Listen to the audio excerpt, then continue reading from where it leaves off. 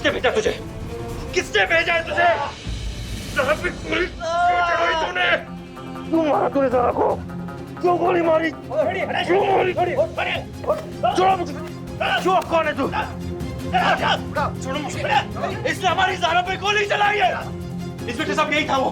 12 अप्रैल को इसने गोली मारी थी। क्यों मारा तूने ज़रा को? कबीर, संभालो अपने आप को बेटा, क्या हो गया तुम्हें? कबीर, जिस इंसान ने हम पर गोली चलाई थी वो तो रिजवान भाई के जेल जाने के बाद एक हादसे में मर गया था ना? यही था। क्या? हमें सच्चाई का पता लगाना होगा। कहीं नहीं जाओगे। हमारी बात सुनिए। हमें कुछ नहीं होगा। कहीं नहीं जाओगे। हमें कुछ नहीं होगा। हमें अम्मी के साथ है ना। अम्मी, आप ज़ारा को घर लेकर जाइए। कबीर, कबीर,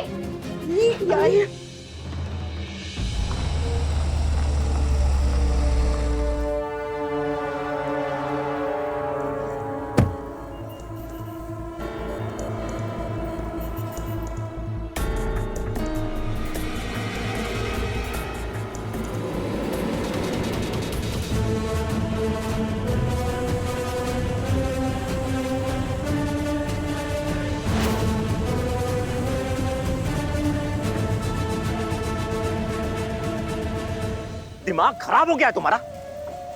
अक्ल तुम्हारी घास चरने गई थी क्या?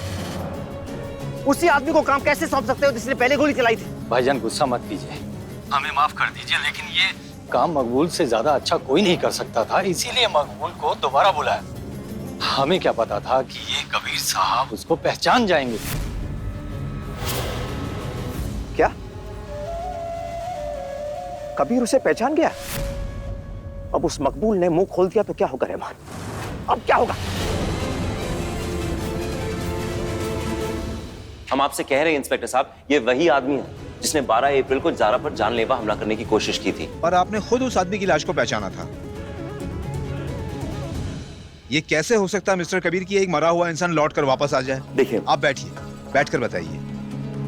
देखिए इंस्पेक्टर साहब, हम आपको ये समझाने की कोशिश कर रहे हैं कि आपने हमें लाश नहीं दिखाई थी, लाश की तस्वीर दिखाई थी। अब हमने किसी तस्वीर को देखकर किसी इंसान को पहचान भी लिया तो वो पत्थर की लकीर नहीं बन जाती ना।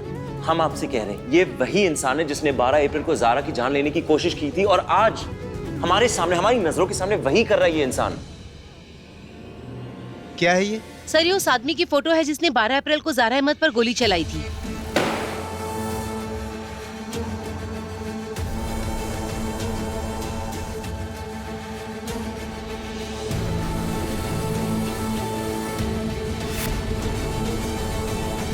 आप बिल्कुल ठीक कह रहे थे कबीर साहब, अब सच सामने आ गया है।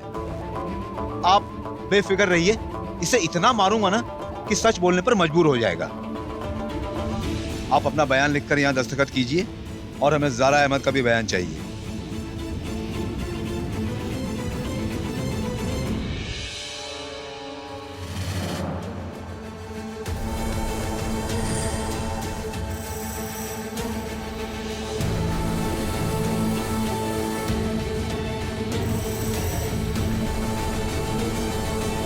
आप सबको यहाँ तत्काल प्रभाव से इसलिए बुलाया गया है क्योंकि हत्या की साजिश के आरोपी मकबूल ने अपना जुर्म कबूल करने का फैसला किया है, जो यहाँ पे हुए हर बयान को रिकॉर्ड किया जाएगा।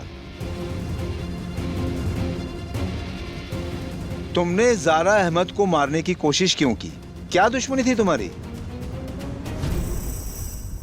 हमारे किसी से कोई दुश्मनी नहीं है, हम पेशेवर मुजरिम है, पैसे लेते हैं, खून करते हैं।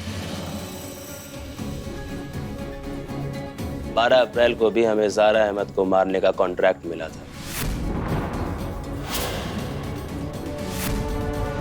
किसने दिया था तुम्हें ये कॉन्ट्रैक्ट?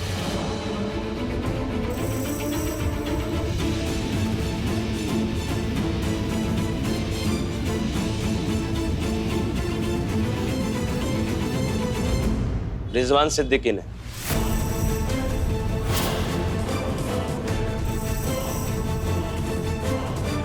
पर वो तो अभी जेल में है, क्या अब भी उसी ने ये कॉन्ट्रैक्ट दिया था तुम्हें? कॉन्ट्रैक्ट 12 अप्रैल के पहले ही मिला था, काम अधूरा रह गया, इसीलिए मैंने उसे दोबारा मारने की कोशिश की।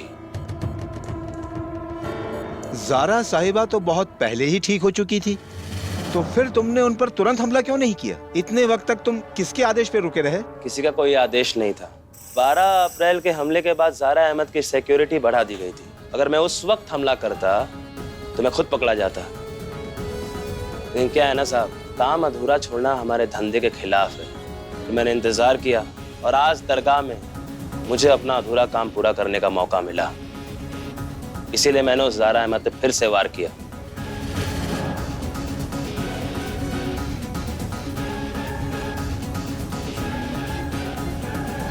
हमने जो कुछ भी किया खुद किया है, इसमें किसी का कोई हाथ नहीं है।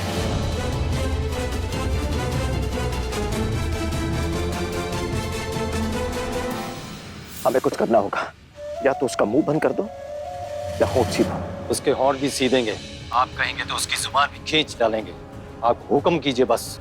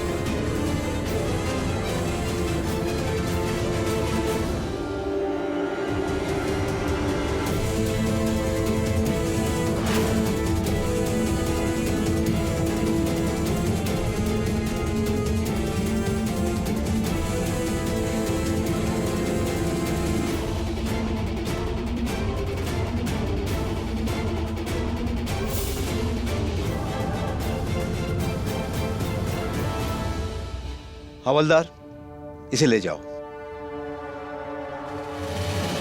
सारे बयान रिकॉर्ड हो चुके हैं। मकबूल का कबूलनामा कल ही जज साहब के सामने अदालत में पेश किया जाएगा, जिसके बाद मकबूल को अर्जेंट बेसिस पे लॉकअप से जेल भेज दिया जाएगा। आप बिल्कुल फिक्र ना करें, लखनऊ पुलिस ज़ारा अहमद पर एक खरोंच भी नहीं आने देगी। और ये रिजवान तो पहले से ही जेल में है, और अब उसका ये शूटर उसी जेल के अंदर चक्की पीसेगा। शुक्रिया, शुक्रिया इंस्पेक्टर साहब।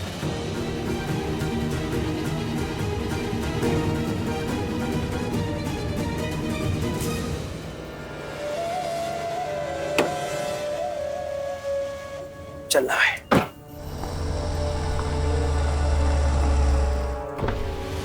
भाईजान, मकबूल रिजवान से नहीं मिलना चाहिए जेल में। रास्ते में मकबूल के साथ जो करना है वो कर देना। आप बेफिक्र रहिए भाईजान, मकबूल जेल नहीं पहुंचेगा। तो सारे काम पूरे हो चुके हैं इंस्पेक्टर साहब। हमें यकीन है कि इस कार्रवाई में कोई कमी नहीं की जाएगी। बिल्कुल दुरुस्त। शुक्रिया जनाब।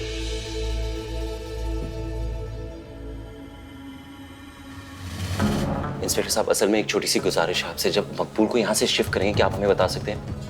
असल में जब तक मकबूल सलाखों के पीछे नहीं होगा ना, तो हम चैन की नींद नहीं सो पाएंगे और हमारी बीवी की फिक्र हमें खाती जाएगी। देखिए कबीर साहब, हमारे रहते हुए आपकी बीवी बिल्कुल सेफ है, और फिर भी आपकी तसल्ली के लिए जब भी हम उसको यहाँ से जेल में शिफ्ट करेंगे तो आपको जरूर इन्फॉर्म करेंगे।